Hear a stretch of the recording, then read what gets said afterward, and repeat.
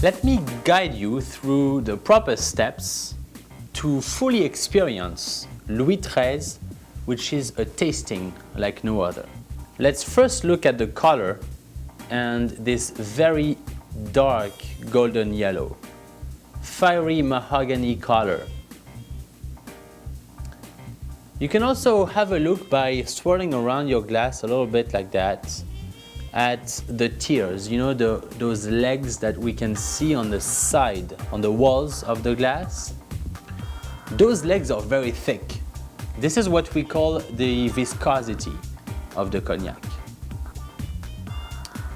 Once you've performed this step with the eye, it's time to experience what I call the first nose.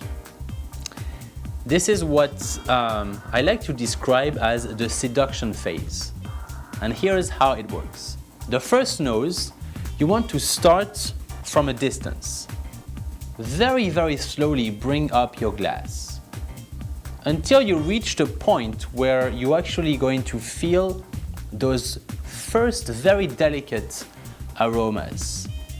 Mostly floral aromas at this point. You've got some jasmine, for example. Very subtle, very delicate. As you come much closer, you're going to feel that second nose of Louis XIII. And this is really where you feel the intensity here is changing, and also the pattern of the style of those aromas are changing. They're becoming more on the fruity side, on the spicy side. I definitely get some plum, you know, maybe some pear, some freshly cut pear. Very easy also to identify, of course, the vanilla and the oak that come from the aging in French Limousin oak. And now when you come very, very close and carefully smell those extremely complex aromas, you have, for example, some nutmeg, some cigar box, some incense. One of the feelings that I always get, and I love to describe it, is the impression that you have when you imagine you open a very old book. You know, one of those leather-bound books. This smell here and those aromas, you can feel them here in the third nose.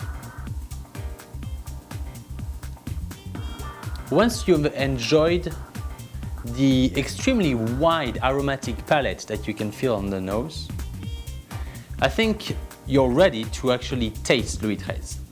We will start with a very small sip. That tiny drop that you're going to just leave on your palate is referred to in cognac as chewing a drop. It is truly a fireworks of flavors. You will be able to identify some nutmeg, some gingerbread, some plum, probably also some vanilla and some oak. After this first proper sip, you can feel the outstanding finish that Louis XIII is going to leave on your palate. I am sure in 45 minutes or maybe in up to 1 hour, you're going to feel some of the finish and some of these lingering impressions that Louis XIII will leave on your palate. Louis XIII is one of the very few spirits in the world that would give you such an impression, such a long-lasting impression. I think now you're ready to actually experience a proper sip of Louis XIII.